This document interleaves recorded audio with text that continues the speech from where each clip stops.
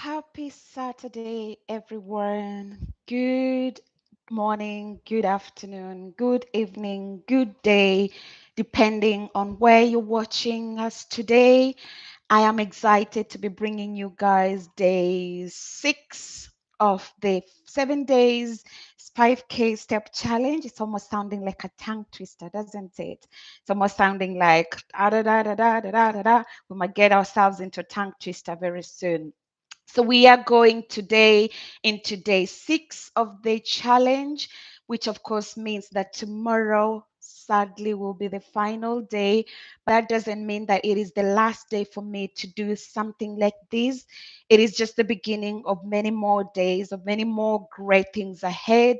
And it has been so much encouraging. I've been reading the messages from people from different places. I've read messages from people all the way from my homeland in Kenya. I've read messages that have been really encouraging, how people are finding this useful, how people are engaging with the content. I've been encouraged to hear how people have taken up walking, have some have taken up running, some have taken up different forms of things, some have dropped off sugar from their diet, some are practicing mindful eating, and it just amazes me. But let me just take this moment and say, honestly, I can never take glory for anything. I haven't done this in my own strength. It hasn't been my doing that has enabled me to do this. As I said yesterday, I can be, or rather, I am a very busy woman, but just to be able to do this and to be able to schedule time, to be able to do the runs, to be able to come online and catch up with you guys, I can only say thank you to God because I believe strongly it is only by His grace that I've been able to do this. So if you're new here, I've actually realized quite a few people that I have started to followers. We've heard a few people joining the tribe, which is amazing. Welcome to the tribe officially. Welcome to Nutri Food and Health Group. Welcome to this channel. If you've joined over the last couple of days, we appreciate you. We celebrate with you, and I believe there is a reason why you have joined us, and you will not be disappointed at the end of the day. And obviously, I would like to extend this thank you and gratitude to those who have been with us, to those who have kind of in a way journeyed with us from the beginning and from the like when we started off this channel and have continued to be faithfully on subscribed with us. And of course, if you still want to be part of the tribe, or if you still want to be part of us, it's not a closed group. You're more than invited. All you just need to do is to click on the subscribe button, and that's as simple as that to join the group. But there's no pressure because you can still watch. But of course, when you subscribe, that will be supporting us, that will be highly appreciated. And so, because there'll been a few people that have been joining, as I said, a couple of people that have been joining, I'll begin by quickly introducing myself, and then I'll go straight into what I want to talk about today. So, my name is Claire, and I am a registered nutrition. I've already said this long time ago, sometimes a few times now, and I just enjoy and I delight myself in understanding the human body. I am not a medical doctor, but of course, I've got a PhD in food courses. So I've got a master's and undergraduate that has got kind of fundamentals of nutrition. And of course, have done also higher education and higher training. And on a day-to-day basis, basically, I teach what I'm talking about. So I've been teaching quite a while on nutrition and different food courses. So it gives me so much pleasure to extend my teaching, to extend my knowledge just beyond the four corners of a classroom, and to be able to reach out and maybe to kind of impact one or two people. As I said, my desire and my goal is to reach out and to impact one person. That one person can impact another person, and another person can impact another person, and another person can impact another person, and that's how a revolution begins. Without wasting too much time, I will do a recap of what you've been doing. So this has been a 7 days challenge. Tomorrow will be the final day, as I've already said. So I'll just do a little bit of a recap of what you've done so far. On day one, those who watched, or if you've not managed to watch, the video is recorded and it's somewhere. I will link it in the description box later on. I came online and I just talked about my story. I just talked about my journey. I just talked about how it has been with me trying to go through this journey. And I shared some of the things and the motivations why I've actually been able to go through this journey, obviously, which hasn't been a straight path. It's been full of ups and downs. It's been full of mountains and valley moments, but all throughout, I've seen the faithfulness of God, as I said, and I'm so grateful because I am a product of grace, and that really encourages me to keep doing what I'm doing. And then day two, I came online and I was just talking about calories. I talked about how many calories you need to eat per day as a man, as a woman. And then we talked about a little bit about if you're doing, for example, looking at your plate, what should you be including in your plate? Your plate should be containing more fruits and vegetables, particularly vegetables, because they tend to have a lower calorific value compared to fruits. And then day three, I came in and talked about hydration. I remember saying you don't necessarily need to drink water to be hydrated.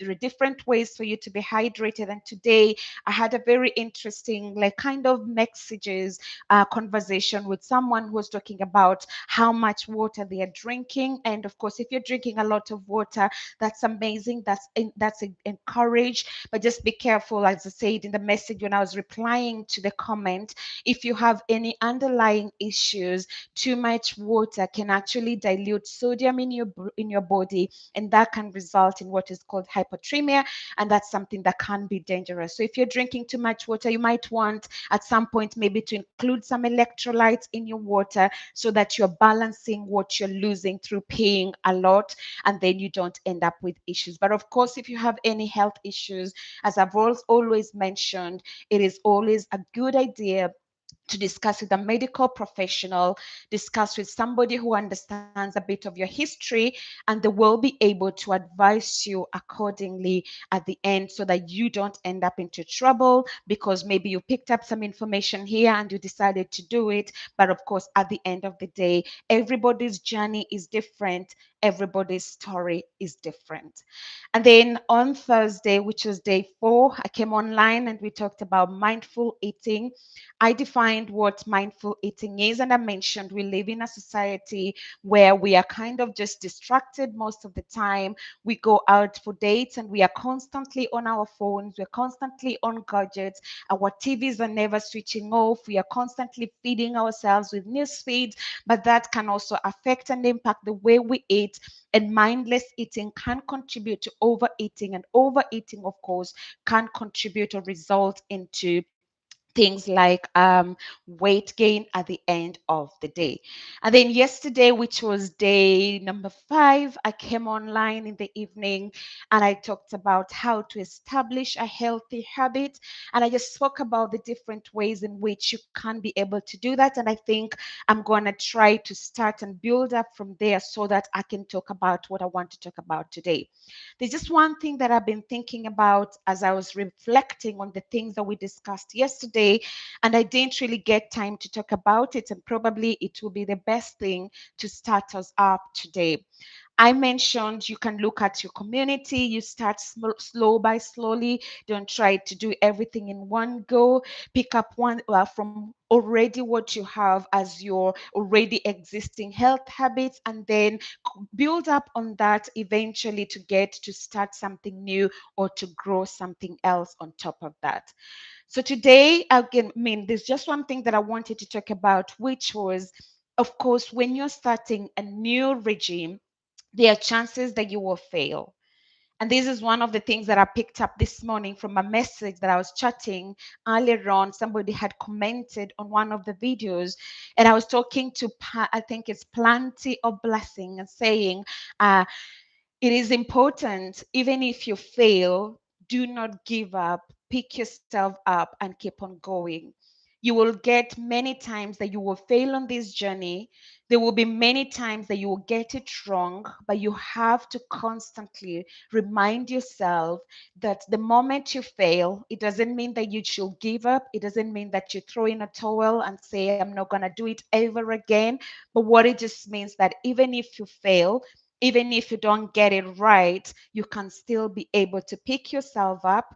You can still be able to stand up and say, you know what, at the end of the day, I will still do it again. So, for example, you've decided you want to drink 8 glasses of water every day, and then at the end of the day, you've only drunk 5 or 6. Do not, instead of beating yourself up and thinking like, I'm a failure, I'll never do that again, you can celebrate the fact that you've actually drunk 5 glasses, which is better than nothing. And then tomorrow, have mechanisms and ways in place so that you are able to try and go back on achieving your goal.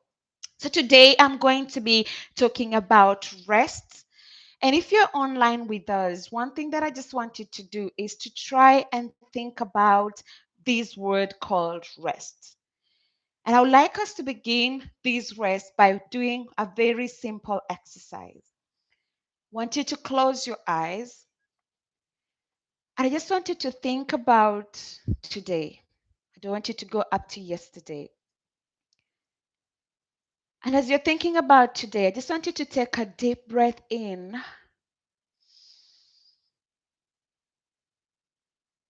And as you're breathing in, just think about how blessed you have been today. Think about the things that can't easily be taken for granted. Think about if you have a family, the family that you have.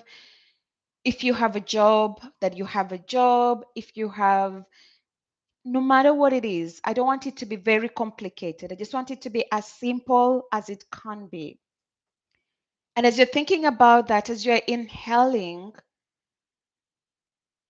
and start exhaling and just say, thank you. Just express that gratitude because every single thing that we have been given. And maybe even some as you're inhaling in,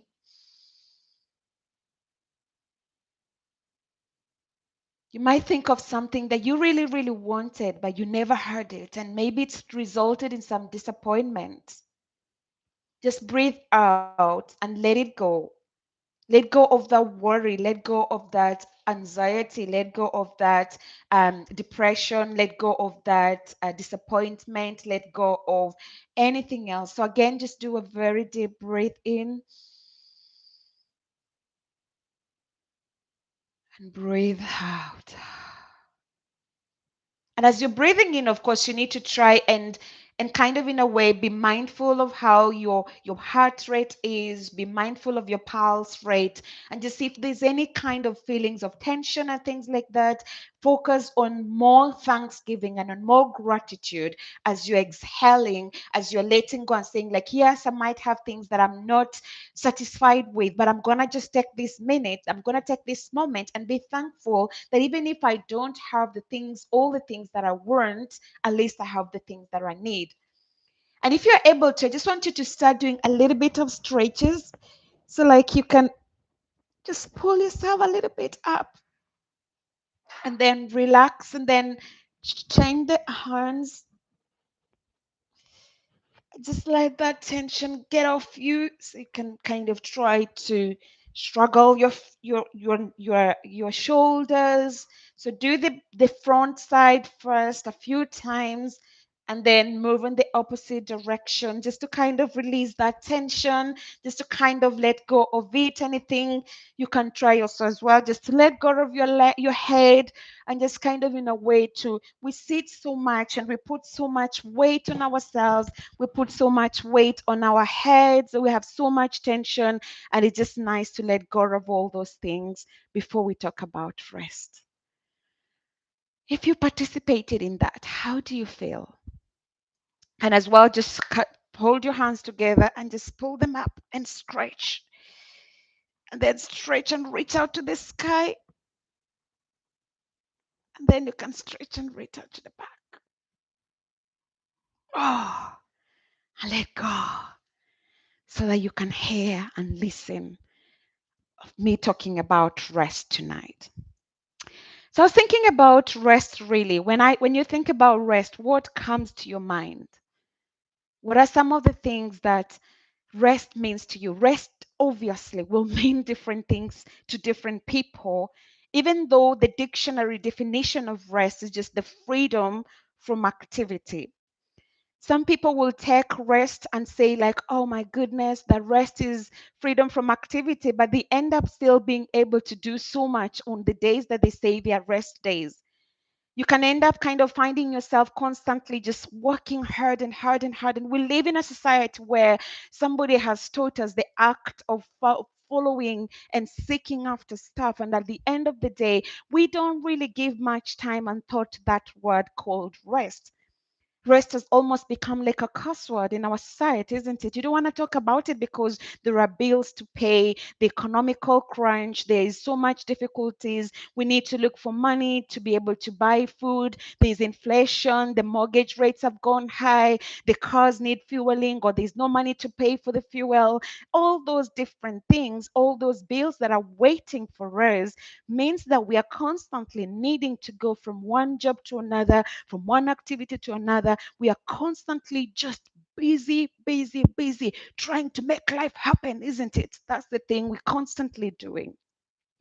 But then when we say we're having rest days, I've heard people that I've had these conversations with them, and I say, you seem to live a very busy life. You seem to be working a very high demanding job. So where do you get time to rest? And they say, when I have enough money, I'll be able to get some rest.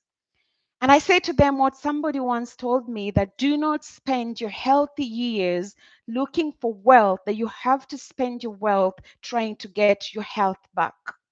So you can actually do everything and balancing up. And I'm not trying to trivialize the fact that we have bills to pay, the fact that we have families to look after, the fact that we have life that we need to do. And at the end of the day, I'm not calling forth for irresponsibility for people to say, I'm going to take rest so that at the end of the day, I can look after myself, because everybody's journey, again, as I said, is different. But you work hard, and once you work hard, you can be able, and actually, let me say it the other way around, it is important for you to work from rest rather than resting from work. And I found a very interesting quotation today somewhere earlier on. And somebody was saying, rest is not this optional leftover activity. Work and rest are equally, they are actually partners. They are like different parts of a wave. You can't have the high without having the low. The better you are at resting, the better you will be at working. I love that. These are like equal partners. These are like different parts of the same wave. When you rise up, you need to come down. And that's why work and rest should all go hand in hand.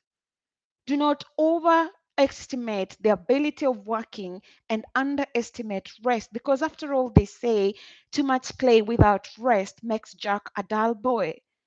You need to find time where you are spending time and committing time to just be able to be kind of intentional about just staying and being restful. And so today I'm going to break down rest into 7 different aspects of rest. It doesn't mean that there are only 7, but I think I will be talking about these 7 types of rest. And then I'll give you quick and easy 4 ways in which you can incorporate rest in your rest days so you really have rest. And just one thing I was thinking about, for those of us who ever read the Bible, it's interesting, isn't it, that it doesn't necessarily say at the end of the day that it says actually there's an invitation for us to come who are weary and heavy laden, and we will find rest, isn't it? But then it does say strive to enter into that rest, because normally, just left to our own device, left to our own wits, we are kind of a people that we want constantly just keep on going, keep on going, keep on doing, keep on doing. That sometimes we become human being, we've stopped being human beings, sorry, that we have become doing beings. We're just constantly doing one thing after another, one thing after another. And at the end of the day, we are ending up with burnouts. We are ending up being less effective rather than allowing ourselves to be that kind of a people that are rested. And as I said, with these quotes that I found somewhere, somebody saying, rest and work, they should go hand in hand and not the other one. They're not mutually exclusive. They need to work together. So, the first type of rest that I'm going to talk about is creative rest. What do I mean with creative rest? That you can actually decide and say, instead of just sitting inside of my house today because I have a day off or because it's the weekend, you can go out there. Go if you have like a beach close to where you live, or you have a park, you have anything in nature, you can actually decide to go and do a nature walk so that at the end of the day, it's kind of taking you that opportunity to be able to go walk through a park, walk at the beach, so that you are kind of in a way resting, but in a sense as well, as you're walking outside, you look at the trees, you look at creation, you look at the many things that will make you wonder and will give you that kind of relaxation that you will need at the end of the day.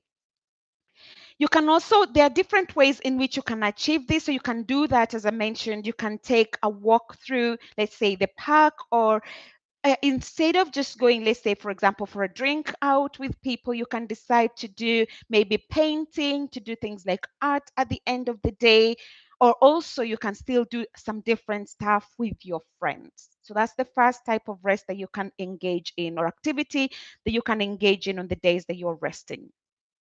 Number two is the mental rest. This is whereby most of us, our minds are constantly working.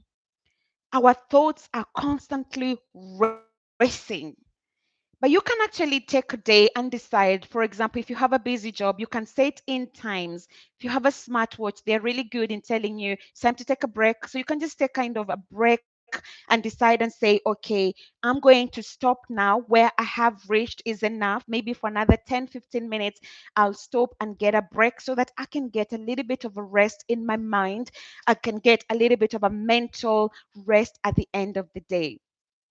The other thing that you can do so that you're not constantly overwhelming your mind, if you're somebody that is constantly thinking and your mind is kind of wrestling and wrestling and kind of just racing, you can actually decide to have like a notepad or a journal and then do some journaling. So whenever the mind is engaged in thinking about something, instead of leaving it to linger in your head, in your mind, and it's giving you a little bit of more difficulties with concentrating, you can actually decide. I walk around with a pen and a paper. I'm still old school, sorry.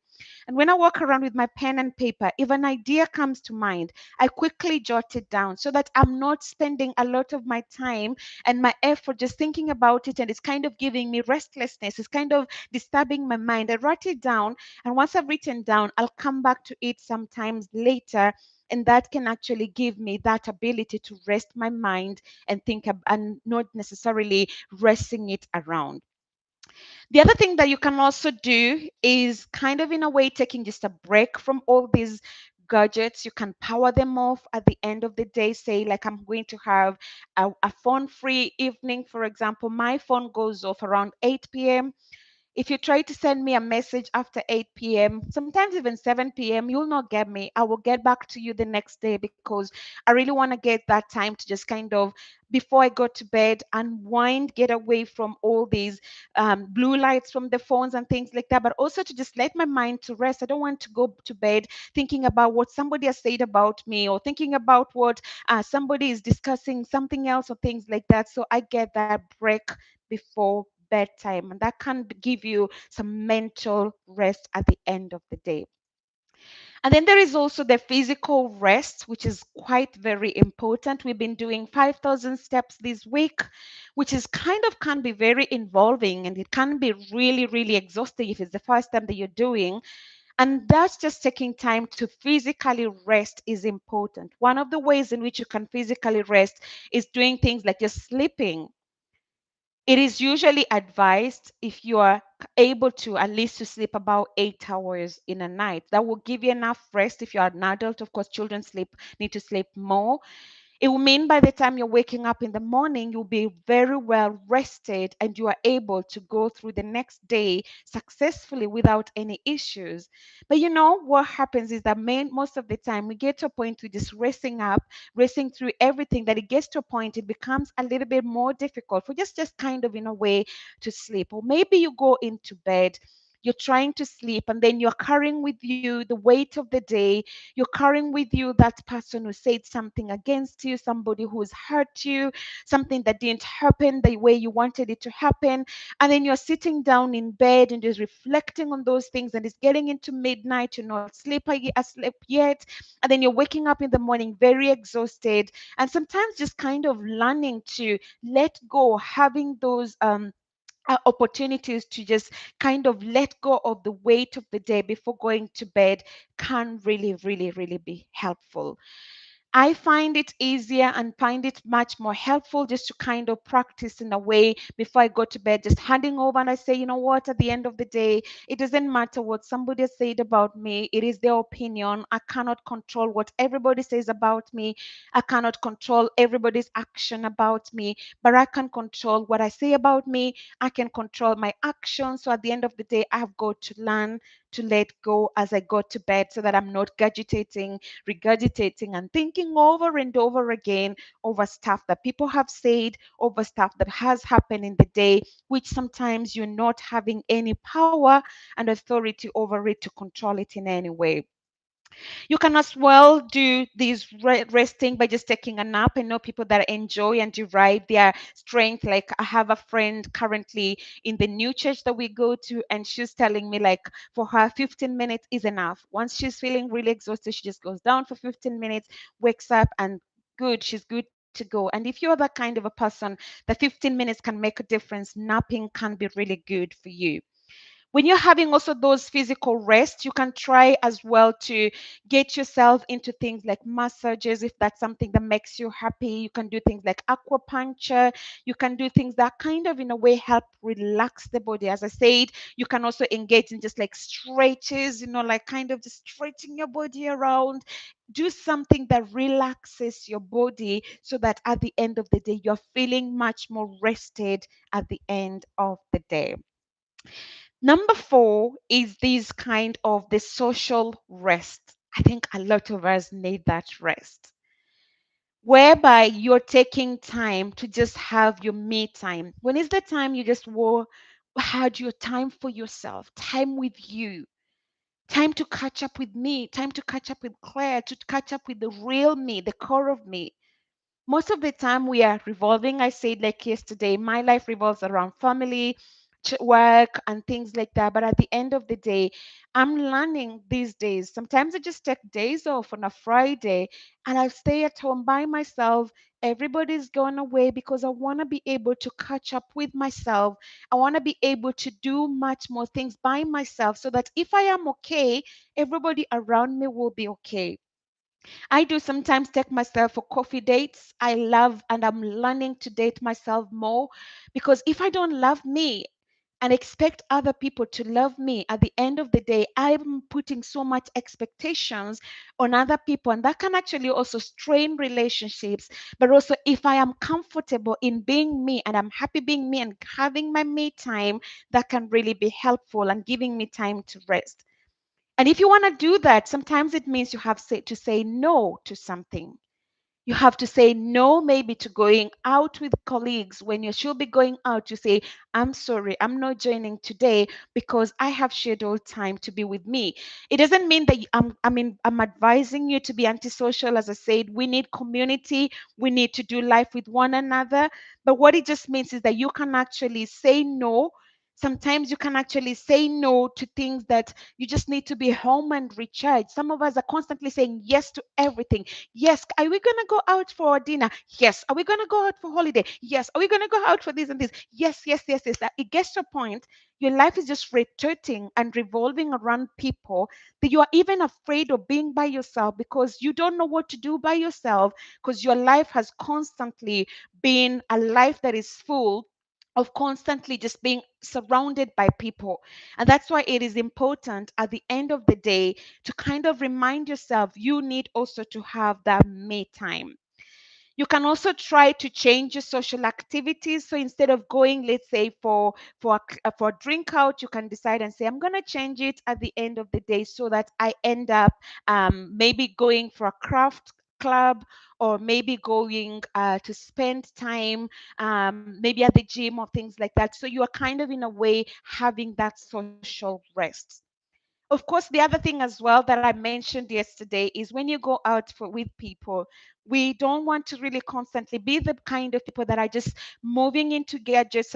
Have seen people going out with others and then removing their gadgets, and then it's like everybody is doing their thing, everybody is busy on their social media and things like that. I'm wondering, what's the point?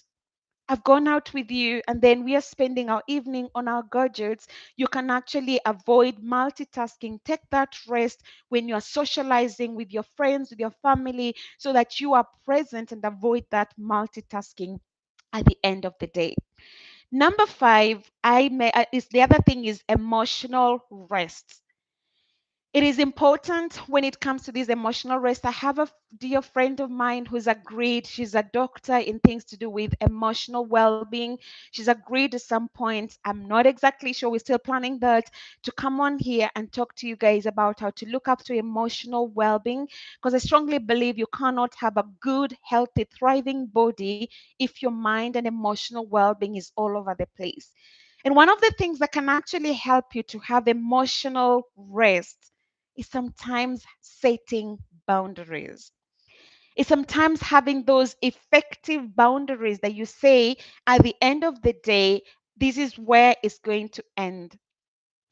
You can set those emotional boundaries and say, okay, for example, have a yes, a hard yes, and a hard to say yes to something. So, for example, if somebody says to you, can you do this, and the other thing, and that the other thing, you can say, okay, I'm gonna think about it. And once I've thought about it, I'll come back to you. I'm not saying no, but I'm not saying yes.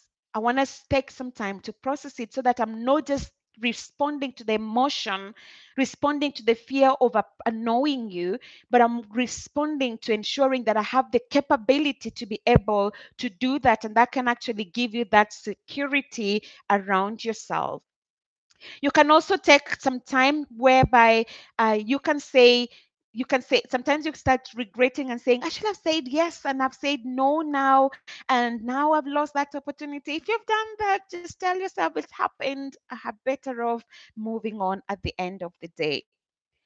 The other thing as well is kind of in a way when you're trying to work on your emotional rest, if you're having something that is causing you anxiety, something that is causing you depression, something that is making you sad or giving you really this emotional overload, one of the things that you can actually do is, and I'm very careful talking about this because people have been fried by fire by trying to air their opinions or looking out for help from other people.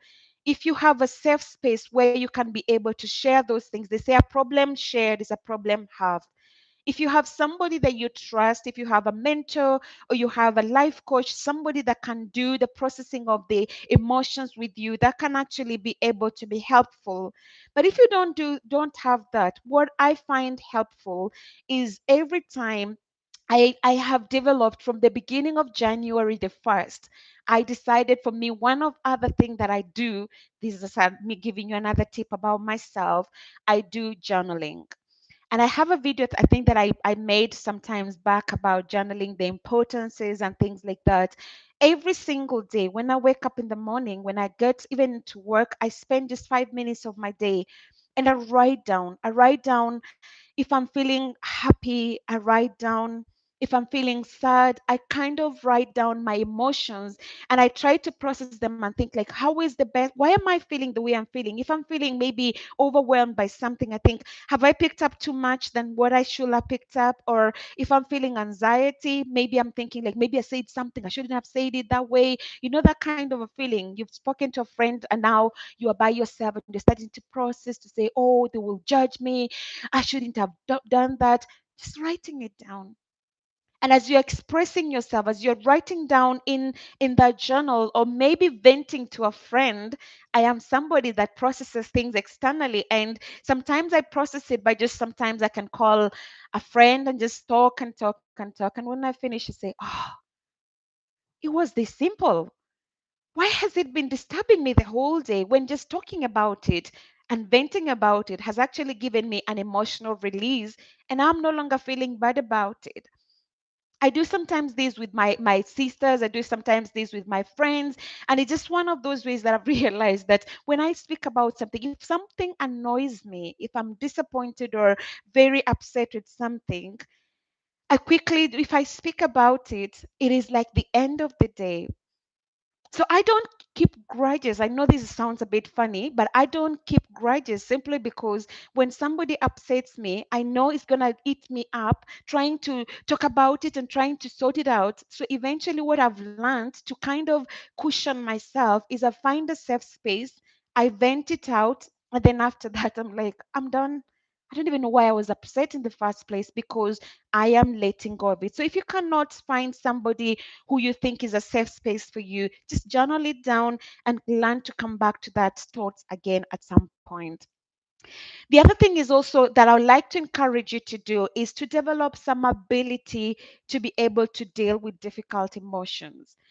In life, we will have those difficult emotions. It might be emotions that are coming as a loss of a loved one. I've shared the story of the loss of both our parents within a very short period of time. It can be a loss of a job, it can be a loss of an income, it can be a loss of a friendship, it can be anything. And life is constantly full of those ups and downs. And you have to get to a point that you tell yourself, this is life. And because it's life, I constantly have to kind of build that emotional resilience.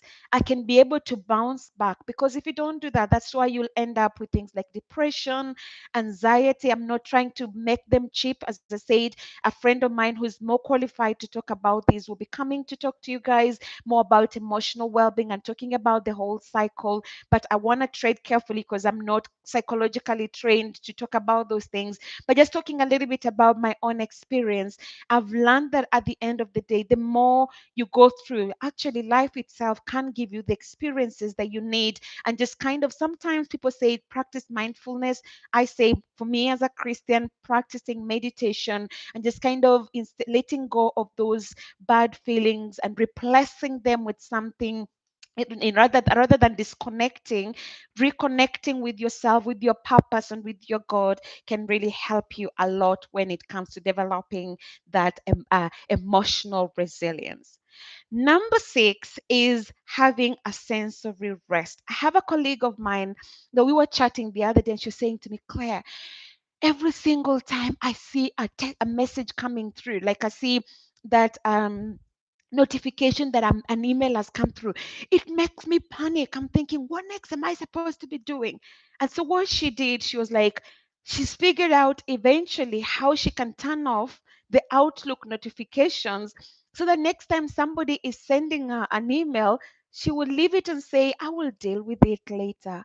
I will be able to see it. Whenever I see it, I'll deal with it. And maybe that's what we need sometimes. Sensory overload can actually make us to get to a point we're constantly afraid. Some of us have got these gadgets, I mean these phones that are a blessing, but they can also be an issue in itself. And we've set on the notification. Anytime somebody sends you a message, it notifies you. Anytime somebody does something, it notifies you. Anytime there's something in your village, it notifies you. Every time, which is great to get to be informed and to be on top of the current affairs. But sometimes, if you think that is affecting you, it's affecting your ability to be restful, then just turn it off for a minute. Sometimes I usually say to myself, I worry so much about so many things that by the time I'll be getting there to try and solve them, somebody else will have picked it up and maybe solved it, and maybe I wasn't needed there. But because you're constantly allowing ourselves to get those notifications, it kind of can give us that overload that you're kind of thinking, what is the next call coming to tell me? What if they're calling me to tell me so and so has passed? What if they're calling me? The message is saying that I did this, and this, and this, and this. And now you're sitting in a meeting, but because you saw that notification that was accusing you of something, your mind is not even in that meeting. You're starting to think about how I need to vindicate myself, I need to defend myself. And you end up like kind of not concentrating on the things that you needed to concentrate on, which is important. And so the final thing, so that I don't make this too long again, is spiritual rest. Some people are constantly looking and seeking for things like belonging. You have questions, you're questioning your existence, you're questioning, you have so many things around you that you're kind of in a way battled in your mind. You're questioning, was I created? Did I evolve from a monkey? All those kind of things. And they can actually make you to have a lot of questions, worries, and not to have that spiritual rest.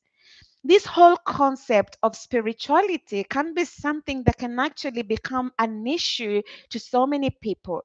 And so, if you get to a point where you really want to have that rest, the most important thing to do is to try and find a community of equal minded people, a community of faith where you can be able to go and explore those questions with them so that you can find some rest.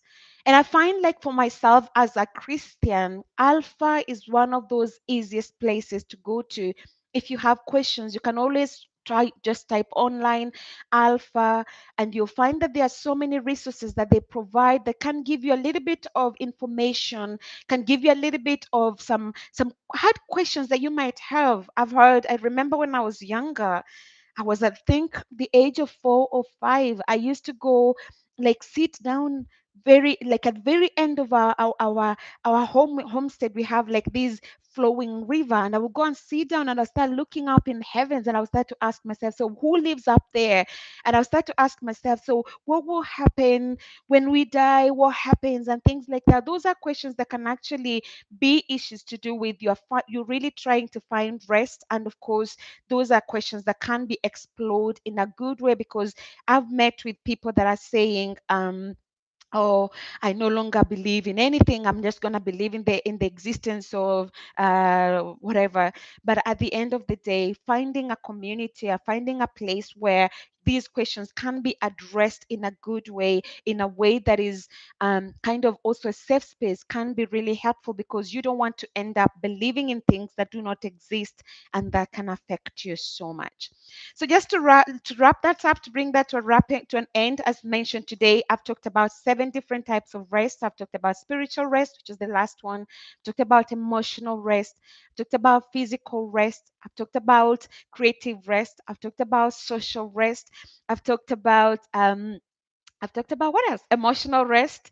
I've talked about sensory rest, and all those things are things that can help you to kind of rest all around.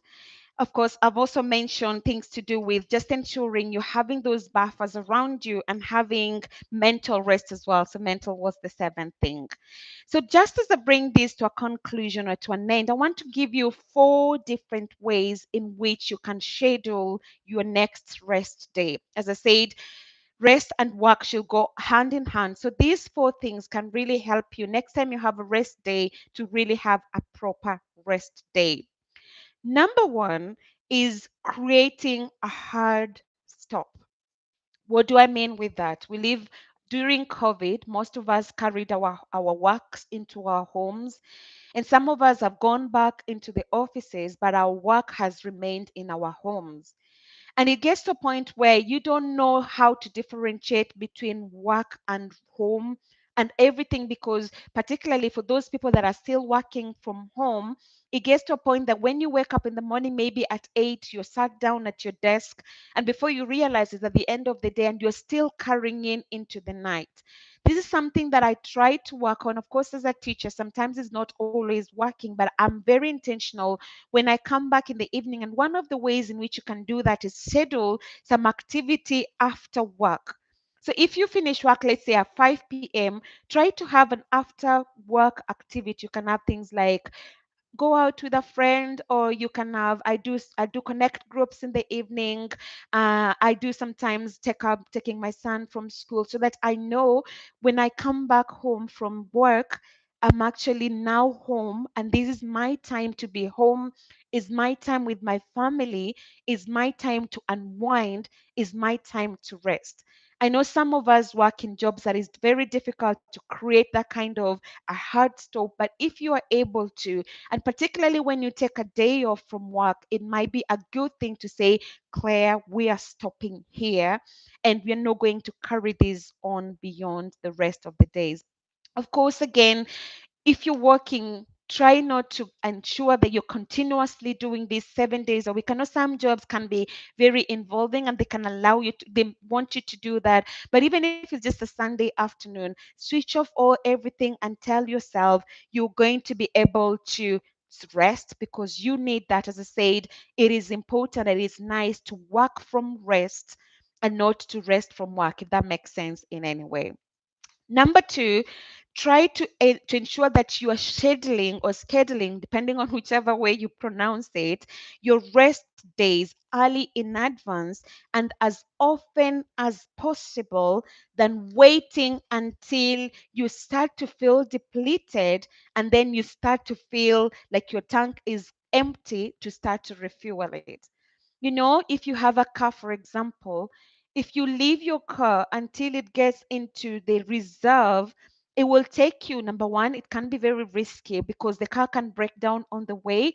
If it breaks down on the way, if you're calling breakdown for you to come and rescue because of not fueling your car, that can be a bit of an issue. They can actually give you a little bit of a lecture on that.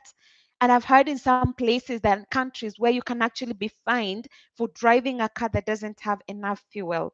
So you don't want to have a breakdown. Number two, if you're going to fuel a car that has already gone into reserve, I've done it a few times, not a few times, once or twice. I try to avoid getting there.